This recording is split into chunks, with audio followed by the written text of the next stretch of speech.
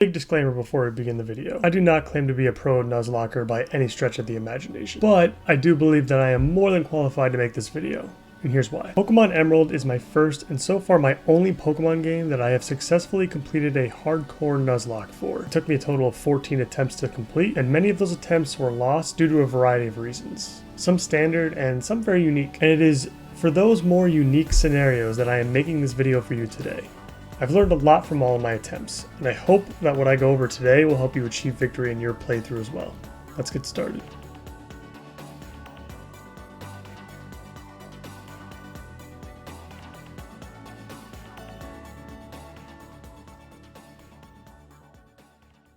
Before I get into the main tips for this video, it's worth mentioning that while the premise of some of these tips will work for other Pokemon games in the series, the tips in this video are directed specifically at Pokemon Emerald. I've also tried to exclude many of the generic Nuzlocking tips that many others have already covered on YouTube and elsewhere. Tips such as playing around crits, pivoting and clean switches, strategically sacrificing Pokemon that you don't need, not using the same team for every boss fight, etc. These are all tried and true tips that will definitely improve your ability as a Nuzlocker, but I wanted to get more specific with these strategies. If you guys do want to see me make a video outlining these general tips in more detail, let me know in the comments. Also, if you're wondering what a hardcore Nuzlocke is and what rule set that I use personally, check out the video listed in the description below. I use YouTuber Pokémon Challenges rule set, and he just does a really good job of explaining exactly what a hardcore Nuzlocke is. Finally, while the title of this video does include the word hardcore in it, these tips should help you with normal Nuzlockes as well. Alright, enough intro. Let's get right into it.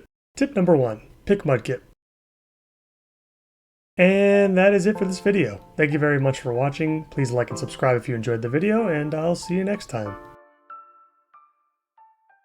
Okay, let's get into the actual list. But seriously, pick Mudkip. Let's start off with a quick and easy tip you probably already know, but are most likely overlooking, whether you're overconfident or maybe just a little lazy. Tip number 1, know where the best grinding locations are for each stage of the game. There are a number of gyms and rival fights in Pokemon Emerald that you may look ahead and think, that doesn't look so bad. Wrong. I can say with confidence that every single major fight in this game can and will end your run if you walk in completely unprepared.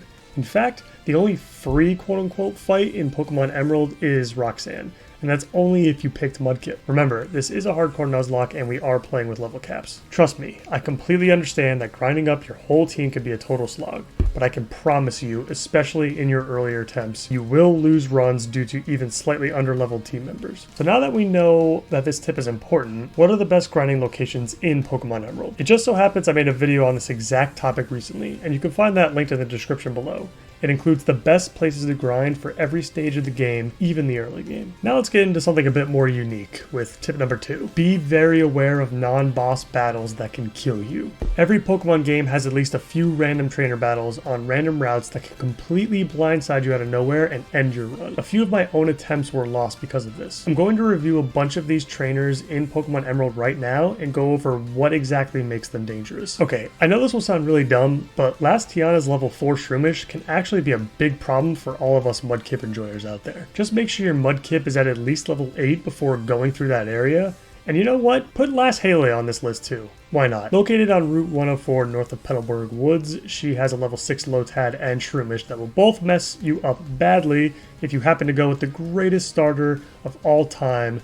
No questions asked, and it's not even close. Otherwise, the early game is fairly free for a good while. Moving all the way over to Mauville City, if you plan on taking on the Win Straight House challenge, just be sure to wipe out Victor's Taillow and Vicky's Meditite as quickly as you can. While Taillow is frail, it has Focus Energy and Wing Attack, which will deal a lot of damage even if it doesn't hit for super effective. The same can be said of Vicky's Meditite with the combination of Meditate and High Jump Kick. Not fun if you let her pull that one off. Next up is Ninja Boy Lung on Route 113 with his level 18 Coughing and Ninjask. The Ninjask will have Sand Attack and RNG swipes, and I believe this Coughing may have self-destruct. Tread with caution. Same could potentially go for Ninja Boy Lao on the same route with his 3 level 17 Coughings, which just so happens to learn self-destruct by level 17. Birdkeeper Kobe, also on this same route, has a Skarmory and a Swellow. The Swallow, of course, being particularly scary, just don't inflict it with poison, paralysis, or burn. Moving ahead a bit to the 5th gym, the Strength Room featuring Cool Trainer Jody is a very scary place. Her Zangoose is beefy and spams the hell out of Sword Stance. This Zangoose will sweep your entire team if you're not prepared. I actually lost one of my runs because of this exact reason. Also be careful in the one-hit KO room as well with Cool Trainer Burke's Vigoroth. Increased crit with Slash is pretty scary. Next, if you decide to utilize the extra XP on the additional water routes that open up after the 5th gym, just be careful if you run into Cool Trainer Carolina on Route 108. 2 Manectrics and a Swallow is a pretty big handful. Onto Route 120 around the 6th gym, you'll run into Cool Trainer Lionel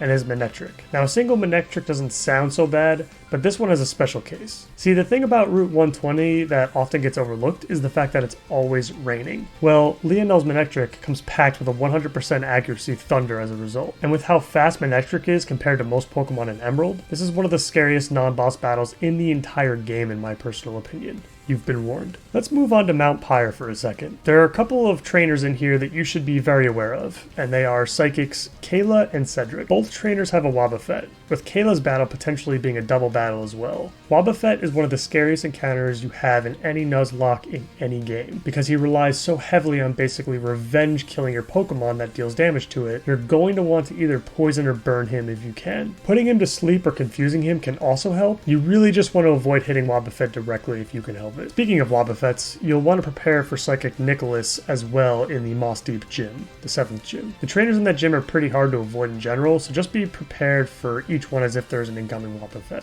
Next up, if you're looking to take out some trainers on the way to Shoal Cave, just be careful of the double battle with Birdkeeper Presley and Expert Aron. Tropius and Xatu isn't really too bad, but that Machamp and Manectric is worth noting. Finally, skipping a bit ahead to Victory Road, be very mindful that Wally will come out of nowhere to battle you soon after you enter the cave, which is not what happens in Ruby and Sapphire. He can be considered a boss fight, I suppose, but it's worth mentioning because most people forget that he's actually there, including myself. Every other trainer in Victory Road should be fought with at least a mild level of caution. Just make sure your team is healed up often between grinding on wild Pokemon. That was a lot to go over, but I think it's worth keeping in the back of your mind while you play. Treat these trainers like boss fights, and hopefully you save yourself some resets as a result.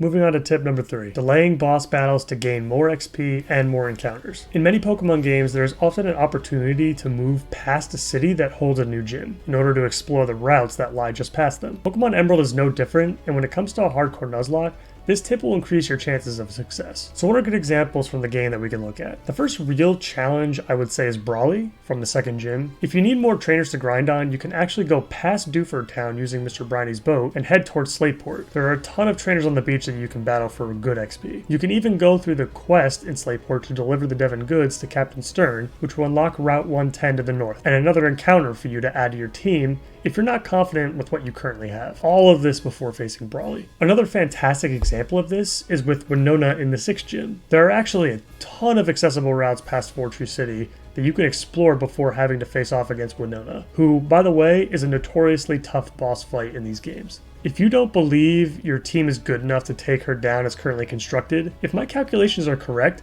you have 7 new encounters you can get before facing her. That's insane. You get routes 120 through 124, Mount Pyre, and Lily Cove City. Plenty of options to pick up before you go into the 6th gym. Whenever you approach a new town or city in any Pokemon game, consider delaying your fight with the next gym leader to maximize your team building opportunities, and of course, your XP gains as well. Tip number 4, Hoenn's Game Corner is simply the best. This is another fairly quick tip, but a very important one for any Pokemon Emerald playthrough. The Game Corner located in New Mauville City is simply the best one in the entire series, as you are able to obtain an infinite amount of arguably the best TMs in all of Pokemon at a great price. Flamethrower, Thunderbolt, Ice Beam, and Psychic are all available for 4,000 coins a pop, which is 80,000 Pokédollars. But unlike many other game corners in the series, you don't have to spend any time playing the actual games in this one. You could simply buy as many coins as you want with Pokédollars, which is fantastic because honestly in most Pokemon games, money isn't usually as useful as you get closer to the end of the game anyway, at least as far as Nuzlocke go. You would be doing yourself a great disservice by not utilizing this game quarter. If you're looking for a good, consistent way to make money in Pokemon Emerald to pay for these TMs, I would recommend farming Gabby and Tai with an amulet coin attached to one of your Pokemon. I actually have a detailed guide for this as well in the same grinding video I mentioned earlier in the video. Check that out in the description below if you want to learn more.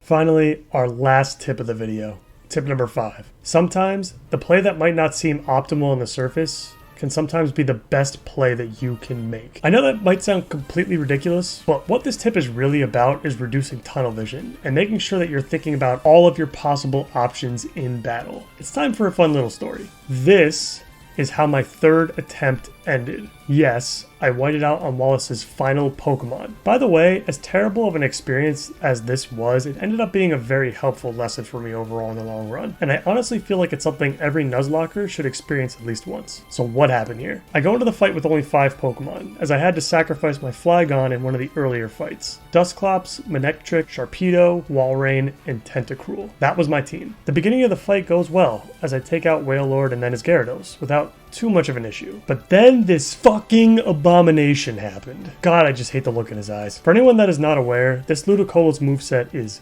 Giga Drain, Surf, Leech Seed, and Double Team. You could probably see where this is going already. My Manectric was currently switched in, but with fairly low HP, I really needed him alive to land the killing blow on Wallace's Melodic. Tentacruel seemed like the obvious choice, with type advantage both defensively and offensively. Sounded like a good plan at the time, right? 2 double teams, Leech Seed, a couple Giga Drains, and some really terrible luck later, and all of a sudden I was in a lot of trouble. No one else on my team had a move that could deal with Ludicolo's typing very well, and its Giga Drain and Leech Seed just healed itself back up to full. It is at this moment where my back has been thrown against the wall, stress levels are peaking, and my focus has crumbled like a piece of coffee cake on Sunday morning. I threw out Manectric first to deal as much damage as I could before he went down. I sent out Dusclops next to try to get lucky with a Will-O-Wisp, and that didn't work either. Sharpedo comes out next, and as you can imagine, Ludicolo just Giga Drains it, and all of a sudden he's back at full HP again with 3 or 4 double teams up at this point. My heart sank. I thought I was prepared for this. I came so far just to lose to the champion's last Pokemon. But wait, didn't I mention at the beginning of the story that I whited out on Wallace's final Pokemon, his Milotic? So what the hell happened? My fucking Walrein happened, that's what. I sent out my final Pokemon so I could go down like a man, so I can go down swinging. Oh, my Walrein was frickin' swinging alright, between Body Slam, Surf, and Ice Beam, all of which, as I calculated beforehand by the way, did not deal a whole lot of damage to this heinous creature. But despite that, I was able to take him down. Despite having to use a bunch of PP due to Ludicolo's bulk and all the double teams that were up at the time, but with the help of my last move, Rest, I was able to keep my Walrein healthy enough to continue the fight. Then Wallace sends out his Tentacruel, and because the sleep status effect I get from Rest overwrites Tentacruel's poison, he goes down eventually too. It takes quite a bit of PP to get there because my moves don't have the type advantage, but who cares? Can I do this? Is this attempt saved? Whiscash comes out next, and the same strategy applies again. Just keep hitting him and rest up when I need to. I just need to avoid multiple crits in a row, and I'm in the clear. Whiscash goes down, and now it's just Wallace's ace versus mine. And unfortunately, this is of course where my nearly legendary playthrough comes to an end. While maintaining the same strategy as I used before, I began to quickly realize that there was no way to win this without getting extraordinarily lucky with critical hits. I had about 10 PP remaining between all of my damaging moves, and only about 3 rest PP left. With my Milotic's Recover at full PP, coupled with its natural bulkiness, whatever my Walrein had left to give was just not going to be enough, and it wasn't. There are 2 extremely valuable lessons I learned from this experience. 1, Walrein is a monster, and from this run alone has become one of my favorite Pokemon of all time. And 2, sometimes play that might not seem optimal on the surface can sometimes be the best play that you can make. I was so concerned with the amount of damage that I could deal to Ludicolo in order to take him out quickly that I blinded myself to what was actually the correct play, even if my Tentacruel was taken out. If I had just sent in Walrein to deal with the Ludicolo right then and there, my Manectric would still be alive to Thunderbolt something, my Dusclops would still be alive to Will-O-Wisp something, and even if my Sharpedo couldn't contribute that much in damage on this fight, he was still another strategic sacrifice I had in my tool belt if I needed it. Just because a play isn't optimal in a vacuum doesn't necessarily mean it's the wrong play. When you're in a tough spot during a fight, take a deep breath, relax, and think about every possible play that you can make. And with that, this video is now over. I hope these tips help you avoid the mistakes that I've made in my own Pokemon Emerald hardcore Nuzlocke journey. Please like the video and subscribe to the channel if you enjoyed it, and let me know in the comments what other kinds of content you would like to see on this channel in the future. That's it for me. I'll see you next time.